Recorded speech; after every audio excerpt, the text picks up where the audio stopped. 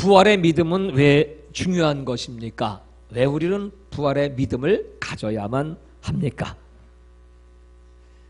유명한 파스칼이라고 하는 철학자가 그렇게 얘기했습니다. 천국, 이것은 포기하기에는 너무도 엄청난 도박이다. 우리가 예수를 믿으면서 천국과 지옥이 있습니다. 그래서 우리는 구원받고 천국 가기 위해서 예수님을 믿습니다. 이렇게 믿고 신앙생활을 하고 있는데 만약 진짜 죽어보니까 천국이 없어. 그럼 여러분 좀 황당하겠죠? 아이, 천국도 없는데 괜히 예수를 믿었네? 뭐 이렇게 생각할 수 있을지 몰라요. 근데 그렇다고 해서 뭐 손해보는 건 없습니다. 늘 천국을 생각하며 살았기 때문에 죄 짓지 않으려고 그러고 또 하나님 기쁘시게 하려고 열심히 선하게 살았습니다. 좋은 일이죠. 근데 진짜 천국이 있고 진짜 지옥이 있어요. 만약 그것을 의심하고 믿지 않고 살다가 지옥불에 빠진다면 그것이야말로 얼마나 어리석은 일입니까? 천국이 없다면 얼마나 우리는 불쌍한 사람입니까? 그러나 천국이 있다고 하는 이 사실 앞에 만약 이것을 믿지 않고 사는 것은 얼마나 엄청난 도박입니까? 이 고백은 파스칼의 고백입니다. 사랑하는 여러분, 우리가 세상을 살면서 정말 이 땅뿐이라면 우리 눈에 보이는 잠깐의 이 생으로 이 세상이 끝이라면 우리 믿는 사람은 얼마나 불쌍한 사람입니까? 그러나 바울은 고린도전서 15장을 통하여 부활이 있음을 강력하게 선포하면서 오늘 예수님이 하신 이 약속의 말씀, 나는 부활이요 생명이다. 나를 믿는 자는 죽어도 살고 무릇 살아서 나를 믿는 자는 영원히 죽지 않는다. 너희들은 바로 이것을 믿어야 된다. 부활이 없다면 우리들은 얼마나 불쌍한 사람인가. 그러나 부활이 있다면 여러분, 그 부활을 믿는 자에게 하나님의 영광이 나타나리라. 오라버니가 죽어서 슬피 울고 있는 그 마리아와 마르다에게 나타나셔서 하신 말씀입니다. 오늘의 말씀은 아니, 우리 오라버니 죽어서 지금 썩은 송장 냄새가 납니다. 어떻게 다시 살 수가 있겠습니까? 만약 예수님이 이제 죽은 다음에 천국 가는 건 어떻게 우리가 믿어보겠지만 지금 이 죽은 송장 우리 오라버니가 살아난다는 것은 믿을 수가 없습니다. 그때 하신 말씀이거든요. 오늘 예수님께서는 믿음을 이렇게 표현하죠. 믿음은 하나님의 영광을 보는 것이다. 하나님의 영광은 죽은 나사로가 살아나는 것이다. 다시 말해서 하나님의 영광은 부활의 역사에 동참하는 것이다. 오늘 여러분, 하나님이 살아계신 것을 믿으십니까? 그리고 그 아들 예수 그리스도가 우리 죄를 사하시기 위하여 땅에 오셨고 십자가에 죽으셨고 다시 부활하셔서 우리 죄를 용서하실 뿐 아니라 우리를 의롭게 하시고 영원한 부활의 나라, 영생의 나라, 천국으로 인도하는 것을 믿으십니까? 오늘 그 사실을 믿는 자들을 하나님은 복되다고 하시고 그분이야말로 지상의 최고로 행복한 사람입니다. 그래서 부활을 믿으면 하나님의 영광을 알게 되고, 두 번째로 부활을 믿으면 어떻게 되겠습니까? 죽음을 두려워하지 않겠죠. 죽음이라고 하는 것은 마지막이 아니기 때문에, 죽음은 새로운 시작이기 때문에, 영원한 생명으로 들어가는 관문이기 때문에. 그래서 여러분, 믿지 않는 사람들은 이 땅의 생과 또 죽은 다음의 생은 완전히 단절된 것이죠. 전혀 다른 세계이죠. 그러나 우리 믿는 자들은 이 땅의 삶과 죽은 다음의 삶이 하나로 연결되는 연속성의 삶이라고 하는 것입니다. 연속성. 지금 우리 이렇게 살고 있지만 오늘 예수님의 말씀에 의하면 예수 믿는 저와 여러분은 영원히 죽지 않아요. 지금 내가 이렇게 육의 몸으로 살고 있지만, 육의 몸은 흙으로 돌아갈 수밖에 없지만, 진짜 나는 내 속에 있는 영혼이기 때문에, 이 영혼은 죽지 않기 때문에, 이 영혼이 하나님의 형상을 닮았고, 이 영혼 속에 하나님의 성령을 집어넣으셨고, 하나님 우리 영혼을 사랑하사 이 땅에 독생자를 보내셨기 때문에 내 속에 있는 영혼은 영원히 죽지 않고 삽니다. 물론 육체는 이 육체가 아니고 영원히 사는 육체는 신령한 육체, 썩지 않고 쇠하지 않고 없어지지 않는 영원히 사는 아주 아름다운 최고로 신령한 그런 모습으로 예수님과 함께 천국에서 영생을 누리게 된다는 겁니다. 여러분 영원히 살 걸 믿으십니까? 인사 한번 해보실까요? 옆에 분하고. 내가 누군지 아십니까? 그대가 누구야? 누구십니까? 대답은 어떻게 해야 되겠죠? 다 같이 한번 해봅시다. 나는 영원히 살 사람이요. 할렐루야. 부활에 동참할 사람이요. 그런 뜻입니다. 그런 사람이기 때문에 죽음을 두려워하지 않죠. 죽음을 두려워하는 사람 누굽니까? 사망 권세. 죽음은 모든 걸 다 뺏어가죠. 내가 누렸던 부귀영화, 누렸던 쾌락, 육신의 정력, 그동안에 모았던 돈 한꺼번에 다 뺏어가는 게 죽음입니다. 다 놓고 갈 수밖에 없습니다. 그 사람들은 그 죽음이라는 그 무서운 심판 앞에 벌벌 떨고 죽기를 두려워한다고 히브리서 2장 14절에 말씀했습니다. 그런데 예수님의 부활을 믿는 사람은 그 죽은 다음에 세상, 이 땅에 이렇게 힘들고 어렵고 아무리 좋은들 천국에 비교하겠습니까? 그 땅은 정금, 12가지 보석으로 된 아름다운 집, 거기 천사들의 찬양, 거기 무지개가 둘려있고 보좌에 하나님이 앉아 계시고 거기서 눈물도 아픔도 고통도 없이 날마다 최고 최상의 아름다움으로 주님을 찬양하며 기뻐하며 즐거워하며, 여러분 그 놀라운 천국을 주신다고 하는데 기뻐하지 않겠습니까? 죽음을 두려워하겠습니까? 로마 시대에 그 많은 사람들이 원형 경기장에 그리스도인들의 죽음을 보기 위하여 구경을 합니다. 그리스도인들을 몰아놓고 사자떼를 풀어놓으면 이 사자가 그리스도를 향하여 돌진합니다. 그러나 그들은 조금도 두려워하지 않습니다. 죽음이 무섭지 않습니다. 그들은 힘차게 찬양을 부릅니다. 그러다가 사자가 와서 막 움키면 죽어가면서 마지막 찬양을 부르다가 그들은 그렇게 장렬하게 순교합니다. 연약한 어린아이가 엄마 품에서 엄마 무서워. 그때 엄마는 그 자녀를 꼭 안아주면서 그렇게 말합니다. 얘야 조금만 참아라. 곧 밝은 날이 온단다. 조금만 참으면 영원한 천국이 옵니다. 여기 한 의료팀이 죽은 사람들에 대한, 죽었다가 살아난 사람들에 대한 연구를 했습니다. 그 죽음의 상태에 들어갔다 나온 사람들이 똑같이 이런 얘기를 합니다. 두 가지 체험을 하는데, 한 종류의 사람은 아주 어둡고 캄캄한 터널을 통과했다는 것입니다. 너무 무섭고 두렵고 그 어둡고 캄캄한 터널 다음에 그 무서운 정막과 무서운 심판이 있다는 것을 그들은 보게 되었습니다.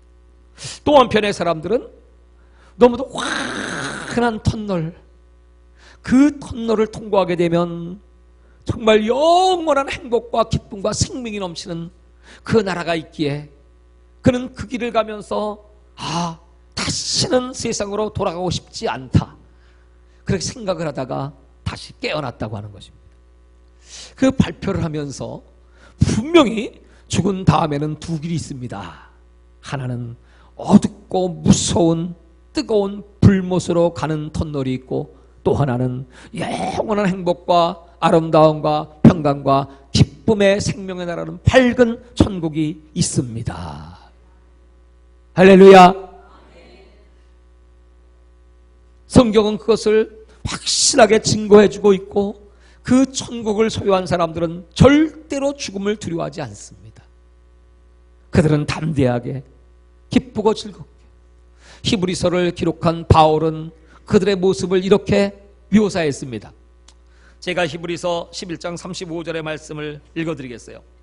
여자들은 자기의 죽은 자를 부활로 받기도 하여, 또 어떤 이들은 더 좋은 부활을 얻고자 하여 악행을 받되 구차히 면하지 아니하였으며, 또 어떤 이들은 실험과 채찍질 뿐 아니라 결박과 옥에 갇히는 시험도 받았으며, 돌로 치는 것과 톱으로 켜는 것과 시험과 칼에 죽는 것을 당하고, 양과 염소의 가죽을 입고 유리하여 궁핍과 환난과 학대를 받았으니 이런 사람은 세상이 감당치 못하도다.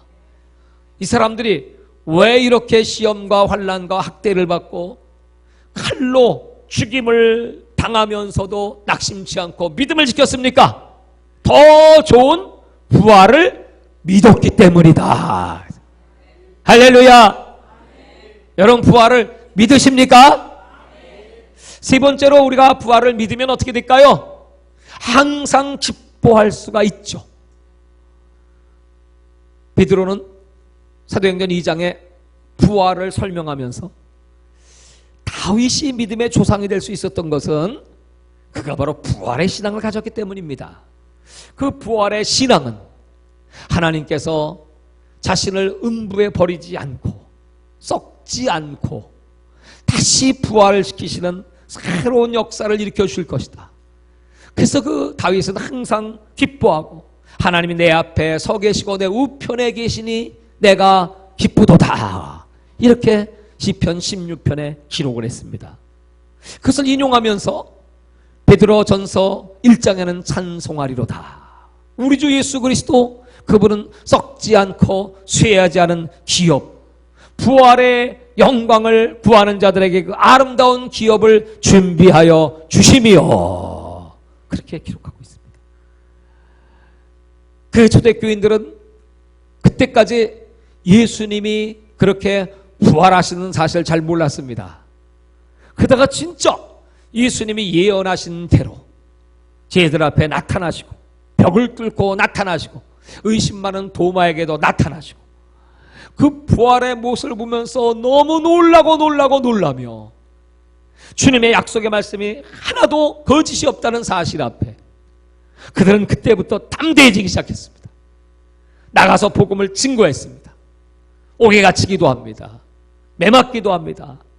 그들은 수없이 많은 환난과 핍박을 당하면서도 예전의 제자가 아니었습니다. 두려워 벌벌 떨고 숨고 자기 목숨을 부지하기 위해 거짓말하는 자가 아닙니다. 이제는 당장 죽어도, 아니 예수님이 이렇게 죽었다 살아나신 것처럼 나도 다시 살 텐데 뭐가 무섭냐? 그러면 담대하게 너희가 죽인 예수를 하나님이 다시 살리셨다. 너희가 나를 죽여도 하나님은 다시 나를 살리신다. 여러분, 그런 믿음을 가졌습니다. 그러면서 바울은 그렇게 기록을 하고 있습니다. 빌립보서 그 바울의 고백은 항상 기뻐해라. 내가 다시 말하노니 기뻐하라. 내가 너희들에게 기뻐하라고 말하는 것이 조금도 번거롭지 않다. 왜냐하면 예수 그리스도가 부활하셨기에, 나는 그 부활의 날에 들어갈 것이기에, 우리의 고난은 잠깐이고 받을 영광은 영원하기 때문에 여러분, 부활의 신앙을 가진 것을 기뻐하십시오. 이것이 진정한 그리스도인의 신앙입니다. 그렇게 얘기하고 있어요. 자, 그래서 우리가 이제 부활을 기다리는데, 제가 이제 오늘 여러분에게 전하고자 하는 진짜 메시지는 지금부터입니다. 어젯밤에 주께서 저에게 이렇게 말씀했습니다. 부활을 믿는 신앙이 참된 신앙이다. 그런데 어떤 부활로 하나님 앞에 설 것이냐? 여러분, 믿지 않는 자도 다시 부활할까요? 믿는 자만 부활할까요? 요한복음 5장 25절에 무덤 속에 있는 자도 하나님의 음성을 듣는다. 죽은 자들이 다 하나님의 심판대 앞에 선다. 요한복음 5장 29절에 진짜 중요한 것은 악한 일을 행한 자는 심판의 부활로, 선한 일을 행한 자는 생명의 부활로 나오리라. 그러니까 여러분, 누구나 다 부활합니다. 부활하지 않는 사람은 없습니다. 중요한 것은 어떤 부활로 하나님 앞에 설 것인가, 이게 중요한 겁니다. 우리가 흔히 얘기할 때 구원은 예수를 믿음으로 구원받습니다. 예수 믿으면 천국 갑니다, 이렇게 얘기합니다. 그러나 그것은 절반만 얘기한 겁니다.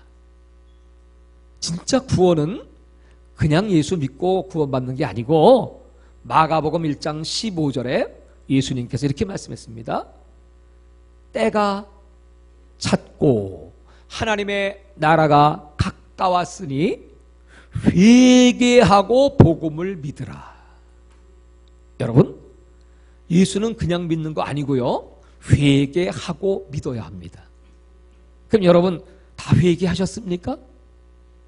다 회개했다고 생각을 하지요. 세리 요한은 그 회개를 이렇게 표현했습니다. 이 독사의 자식들아, 어느 때까지 너희가 하나님께서 너에게 임할 진노를 피하겠느냐. 그 사람들이 막 두려워 벌벌 떨며 요한의 음성을 기다립니다. 그러면서 회개하라, 천국이 가까웠느니라, 이렇게 설교하면서 그 회개를 구체적으로 가르쳐 주셨습니다. 그 회개는 그냥 말로만이 아니고, 잘못했어요, 용서해 주세요, 이 정도 차원의 회개가 아니고, 두 보롯이 있는 사람은 가난한 자에게 한 보롯을 나누어 주고, 먹을 게 있는 사람은 굶고 있는 사람에게 네 먹을 양식을 나누어 주고,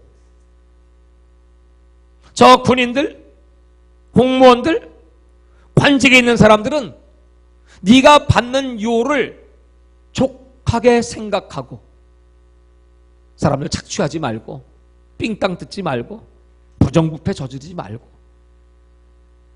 그것이 바로 회개고, 그 회개에는 합당한 열매가 필요하다. 열매 없는 회개는 회개가 아닙니다. 그 회개는 내 마음과 입술의 고백일 뿐이 아니고, 내 삶의 변화이고 내 행동의 변화입니다. 삭개오가 세리쟁이, 세금을 걷는 사람, 그때 당시에 세금을 걷는 자들은 매국노처럼 여김을 당합니다. 로마 제국에 100만 원을 세금을 내야 된다면 200만 원을 걷어서 100만 원은 내고 100만 원은 자기가 갖고, 사람들에게 가진 원성을 듣는, 자기 살기 위하여 재산을 축적하는 그런 악한 자였습니다. 그가 예수의 소문을 들었습니다. 예수가 메시아 하나님의 아들이심을 소문을 듣고 그의 행하심을 보며 구원을 사모했습니다. 어느 날 여리고성에 예수님이 오신다는 소문을 들었습니다. 구원받고 싶습니다. 예수님 만나고 싶습니다. 아시다시피 그는 키가 작은 자였습니다. 사람들은 인산인해로 예수 앞에 몰려들기 때문에 예수님을 만날 수가 없습니다. 생각해낸 것은 바로 뽕나무 위에 올라가는 것이었습니다.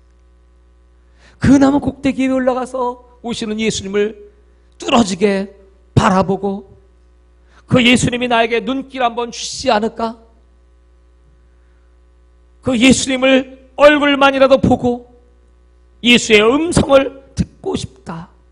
그 사모하는 마음을 예수님은 간파하셨습니다. 그리고 뽕나무를 바라보시며 삭개오야 내려와라. 너에게 구원이 임하였느니라. 삭개오는 너무너무 놀라 예수 앞에 무릎을 꿇습니다. 그리고 고백하기를 주님, 내가 네 것을 토색한 것이 있다면 내가 4배를 갚고 나의 재산의 절반을 가난한 자에게 나누어 주겠습니다. 엄청난 변화가 일어났습니다. 아마 그동안 삭개오가 모았던 돈들이 한순간에 날아갔을 겁니다. 삭개오는 거지가 됐을 겁니다. 여러분, 예수 믿으면 거지 된대. 예수 믿으면 그동안에 벌었던 것도 다 털어내고 그리고 예수님을 따라야 된대. 그게 복음이라면, 그것이 구원의 길이라면 여러분 그 길을 따르시겠습니까? 부자 청년이 구원받기 위하여 예수 앞에 왔습니다. 그는 계명을 다 지킨 자였습니다. 예수님은 그를 사랑하셨습니다. 그렇지만 이렇게 한마디 하십니다. 한 가지 부족한 것이 있으니 네 가진 것을 팔아 가난한 자에게 나누어 주고 나를 따라오너라. 그 마지막 한마디에 부자 청년은 슬픈 기색으로 예수를 떠나버리고 말았습니다. 사랑하는 여러분, 참 회개는 무엇일까요? 구원의 길은 무엇일까요? 믿음은 그냥 믿어서 되는 것이 아니고 회개하고, 회개는 그냥 입으로만 되는 것이 아니고 열매를 맺어야, 회개에 합당한 열매를 맺어라. 오늘날 왜 그리스도인들의 신앙에 성장이 없을까요? 왜 오늘날 우리 그리스도인들이 능력이 없을까요? 왜 삶의 기쁨과 환희가 없을까요? 예수님은 이렇게 말씀했습니다. 비유로, 지금의 세대는 마치 저 장터에서 어린아이들이 피리를 붑니다. 피리 속에 나가면 같이 동시동시 춤을 추고 기뻐해야 될 법인데 전혀 반응 없고, 또 장례가 터졌습니다. 그렇다면 같이 울어줘야 할 텐데 아무런 반응이 없는 싸늘한 세대. 엘빈 투플러는 말했습니다. 현대는 산불의 시대이다. 불확실성의 시대, 불안의 시대, 불연속성의 시대이다. 그렇게 말했어요. 세 가지 없습니다. 불확실합니다. 불연속성, 단절입니다. 그리고 불안합니다. 왜 그렇습니까? 사람들은 감동하지 않습니다. 하나 되지 않습니다. 내려놓지 않습니다. 양보하지 않습니다. 하나님 말씀을 떠났습니다. 현대인의 모습입니다. 그래서 라오디게아 교회처럼 차지도 않고 더웁지도 아니하니 내가 너를 도하여 내치리라 그랬어요. 그러므로 여러분, 우리는 이런 부활의 메시지를 들으면 감동하셔야 합니다. 부활의 음성을 들으면, 야, 예수 믿는 나는 죽어도 사는구나. 영원히 죽지 않는데 이 땅에처럼 그렇게 근심 걱정하면 스트레스 속에 사는 것이 아니고, 무엇 먹고 마시고 살까가 아니고, 눈물도 아픔도 고통도 없는 천국에서 영원히 예수와 함께 신령한 몸을 입고 찬양을 하며 기쁘고 즐겁게 그 밝은 하늘 천국 예수 그리스도의 얼굴을 보면서 날마다 기쁘고 즐겁게 영생합니다. 할렐루야. 그러면 여러분, 변화되어야 되겠죠. 회개에 합당한 열매를 맺고, 어제 예수님께서 나에게 갑자기 부활이다. 사람들은 오늘 그렇게 부활을 축하하고 부활절 찬양하고 기쁨에 들뜰 것이다. 그런데 그 부활이 그냥 부활이 아니고 두 가지 부활이 있음을 꼭 전해다오. 하나는 심판의 부활이고 또 하나는 생명의 부활이다. 여러분, 어떤 부활의 모습으로 하나님 앞에 서시겠습니까? 두렵고 떨리는 마음으로 아멘. 그렇습니다. 제가 살고 여러분이 살 길은 회개하고 열매를 맺고 예수님을 영접하고 나의 주를 확실하게 믿어서 도적같이 예수님이 오실 때 마지막 천사 나팔 소리와 함께 우리는 공중으로 끌어올려 랩치어 낚아챈다. 휴고 끌휴 당길고 하나님이 쑥 끌어서 올라가는 그 부활의 몸, 영원한 몸, 신령한 몸, 썩지 않을 몸, 죽지 않을 몸, 그 몸 갖고 예수님 만나서 영원히 예수님과 함께 왕으로 타시기를 주의 이름으로 축원합니다. 그게 진짜 부활을 믿는 사람의 삶이죠. 우리 한국 초대교회 때 이용도라고 하시는 목사님이 감리교 부흥사가 계셨어요. 이분이 다니시면서 복음을 3년 정도 전국에 부흥회를 하십니다. 그 이분이 가는 곳곳마다 어마어마한 회개 역사가 터집니다. 사람들이 막 불을 받고 변화받고 뒹굴르고 새 사람이 됩니다. 그런 모습을 보면서 한 사람이 나도 좀 은혜 받고 싶다. 여러분도 은혜 받고 싶으시죠? 그런 변화와 기적을 체험하고 싶으시죠? 근데 자기는 어떤 감동도 없고 하나님 나를 만나 주시는지 너무 무덤덤하고 너무나 막혀있는 너무 괴로워서 아니 저렇게 많은 사람이 은혜를 받는데 나도 은혜를 좀 주세요. 하나님 살아계신 걸 나도 체험 좀 하게 해주세요. 그렇게 간절히 기도하는데 하나님의 음성이 들렸습니다. 그 음성은 내가 네게 들어가고 싶지만 네 속이 너무 더러워서 들어갈 수가 없다. 내 속이 더러워. 그래서 그러면 무슨 죄가 내 속에 있는지 좀 깨닫게 해주세요. 나로 알게 해주세요. 그렇게 하나님께 내 죄를 회개해야 될 텐데 뭐 죄가 뭔지 그러고 한참을 기도하는데 하나님께서 보여주시는데 얼마 전에 이분이 배추를 사다가 파는 장사를 하시는 분인데 밭 한 떼기에 2원 50전, 두 떼기에 5원. 그러니까 두 떼기에 배추를 사고 그 주인에게 5원을 줬습니다. 근데 이 주인이 술이 취해가지고 한 떼기만 산 줄 알고 한 떼기 값 받고 2원 50전을 거실러 줬어요. 그래가지고 그걸 아이고 이게 웬 떡이냐 하고 슬쩍 받아가지고 왔어요. 근데 하나님이 그걸 보여주시는 거야. 그래서 아이고 하나님이 도둑놈이지요. 날 용서해 주세요. 그리고 봉투에다가 5원을 넣었어요. 이제 갑절로. 그리고 편지를 씁니다. 내가 당신이 준 돈을 당신이 모른다고 그냥 받아온 걸 용서하십시오. 나 예수 믿는 사람입니다. 그 편지를 딱 쓰는데 갑자기 성령이 임하시기 시작. 그냥 막 은혜가 폭포수처럼. 그래서 회기가 터지고 막 가슴이 뜨거워지기. 주여 감사합니다. 나를 만나주시는군요. 그렇게 이제 1시간 정도 기도를 하고 있는데 또 기도가 막히기 시작해요. 또 냉랭해지기 시작하고. 그래서 하나님 은혜를 좀 계속 부어주셔야지 요만큼 주시고 맙니까? 그랬더니 또 죄를 보여주시는 거야. 그 죄가 뭔가 했더니 19년 전에 술집에서 자기 삼촌이 술을 먹고 있는데 술이 취해가지고 이 호주머니에 돈이 흘러나왔어. 그래서 잠들어 있으니까 그냥 누가 알냐 하고 슬쩍 그거 챙겨갖고 호주머니 집어넣었어. 19년 전에 내가 삼촌 돈을 도둑질했구나.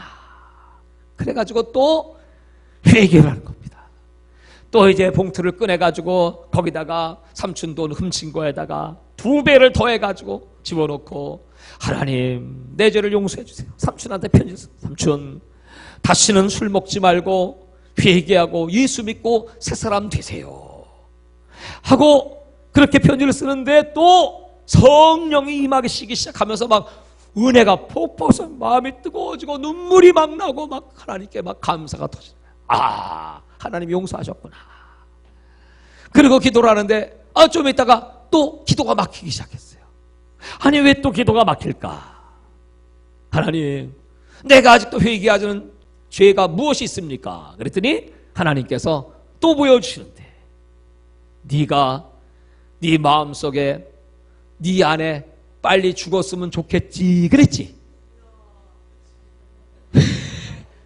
왜냐하면 마누라가 딴 여자보다 별로 이쁘지도 않고 그렇다고 살림살이 잘하는 것도 아니고 그래서 첩을 하나 두고 싶기는 한데 교회 다니니 첩을 둘 수는 없고, 그래서 마음속으로 저의 빚내가 빨리 죽어야 내가 이쁜 여자와 결혼을 하지, 그렇게 생각. 하나님이 그걸 아신 거야. 그래가지고 회개하라 그랬더니 아멘, 용서해 주세요. 그러고 그 옆에서 있는 그 아내 앞에 가서 무릎을 꿇고, 여보, 내가 당신 죽어버렸으면 좋겠어, 그 생각했지. 그리고 회개를 했더니 하나님께서 기뻐하시고 하늘문을 여시고 은혜를 또 폭포수처럼 쏟아부어. 할렐루야. 여러분은 뭘 회개해야 됩니까? 저한테는 얘기 안 하셔도 하나님 앞에는 얘기하시기 바랍니다. 하나님 이실직고하기를 원하시죠? 마음으로, 입술로 범한 죄, 알고 지은 죄도 있고 모르고 지은 죄도 있고, 내가 원하지 않게 그냥 나도 모르게 세파에 휩쓸려 지은 죄도 있고, 여러 가지 죄가 있습니다. 하나님의 계명을 지키지 못한 죄가 있고, 기도하지 않고 적당히 살았던, 내 인간적인 육성으로 살았던, 여러분 혈기 많으신 분들 성질 팍팍 낸 거 철저히 회개하셔야 합니다. 소리 지르고 세상 사람 싸우고 멱살잡이하고 남 판단하고 비판하고, 이거 다 회개할 죄들입니다. 어떤 여자가 자기 건너편 집에 이사 온 사람을 이렇게 창으로 바라봅니다. 보니까 그 집이 얼마나 더러운지 몰라. 얼굴도 더럽고 사람들이 또 집도 더럽게 해놓고 살아. 그래서 아유 손가락질하면서 아주 찌그러운 사람이 이웃에 이사를 왔네 하고 있는데, 아유 누구한테 그걸 얘기하고 싶은데 마침 친구가 그 집에 왔습니다. 그 친구에게, 이봐 저 집이 저렇게 더러운 사람이 왔네, 아유 어떻게 저런 사람이 우리 동네 이사를 왔어 하고 손가락질합니다. 그랬더니 그 친구가 이렇게 쳐다보더니, 얘야 저 사람이 더러운 게 아니고 네 집 유리창이 더럽지 않냐? 유리에 더러운 게 껴있으니까 네 눈에 더럽게 보이는 거지 하면서 유리를 깨끗이 닦아주니까 깨끗이 보이더라는 거예요. 여러분, 사람들은 다 자기 눈에는 들보가 있음에도 불구하고 남의 눈에는 티를 보기를 기뻐하죠. 다 회개거리입니다. 믿음이 없는 것도 회개해야 되고, 또 선을 행치 못한 것도 회개해야 되고, 기도를 쉰 죄도 사무엘상 12장 23절에는 회개해야 되고, 선을 행치 않은 죄 야고보 2장의 말씀대로 회개해야 되고, 로마서 14장 23절 믿음으로 살지 못한 죄 회개해야 되고, 여러분 다 회개거리입니다. 그래서 여러분 진짜 우리가 이렇게 악한 자들이 악행으로 말미암아 심판의 부활로 서지 말고, 이제 정말 눈에 보이게 확실하게 아주 그냥 선을 행동으로 보여줘야 돼. 그냥 막 그냥 마음과 입술뿐 아닙니다. 지정의의 회개입니다. 그래서 부활을 믿는다면 내가 어떤 부활로 하나님께 설 것인가가 중요하잖아요. 오늘 예수님께서 생명의 부활, 영원히 사는 부활, 기쁨의 부활, 아멘, 순종의 부활, 기적의 부활의 주인공 되시기를 주의 이름으로 축원합니다. 할렐루야. 바로 그 부활의 능력이 우리 신앙의 기초입니다. 로마서 4장 25절에 예수님이 죽으신 것은 바로 우리 죄로 인함이요, 예수님이 죽은 것을 믿어야, 십자가에 죽으신 것은 그 피로 내 죄를 용서하시기 위함이고, 예수님이 다시 사신 것은 저와 여러분을 의롭게 하시기 위하여, 여러분 저와 여러분이 의인되는 길은 예수의 부활을 믿어야 합니다. 그래서 요한복음 16장 7절에 죄라 하면 저희가 나를 믿지 아니하며, 의라 하면 내가 아버지께로 가며, 심판이라 하면 세상 임금 마귀가 심판을 받았으며, 바로 아버지께로 예수님이 올라가신 게 의. 오늘 여러분 예수님이 여러분을 위해 죽으셨기에 그 피로 여러분의 죄에 사함 받은 걸 믿으십니까? 그리고 예수님이 하늘로 부활하셨기에 여러분도 예수님과 함께 의로운 자가 된 걸 믿으십니까? 이게 복음. 죄인이 의인되는 비결이 바로 예수의 죽음과 부활을 믿는 것입니다. 열매 성령의 열매, 회개의 열매, 전도의 열매, 입술의 열매. 여러분 열매 맺고 그 부활을 믿고 살면 뭐 당장 무슨 일이 터지든, 천인이 많이 엎어진 자빠지든, 핵폭탄이 터지든, 무슨 세균탄이 터지든, 여러분 그게 뭘 두렵습니까? 아니 이제 터져야 죽어야 부활의 날에 들어가는 거지. 우린 여러분 웰컴 죽음 그래야 돼요. 시작. 그렇죠. 죽은다면 부활이 있으니까. 그러니까 담대하게, 그러니까 능력 있게, 기쁘고 즐겁게, 감사하게, 이게 여러분 진짜 그리스도인이지. 이런 능력 있는 부활의 주인공 되시기를 주의 이름으로 축원합니다. 아멘. 두 손 들고 아멘. 할렐루야. 예수 부활하셨으니 나도 부활합니다. 예수 왕 되셨으니 나도 예수와 함께 왕 노릇합니다. 이런 믿음을 갖고 여러분 능력 있게 살아가실 수 있기를 주의 이름으로 축원합니다. 다 고개를 숙이시고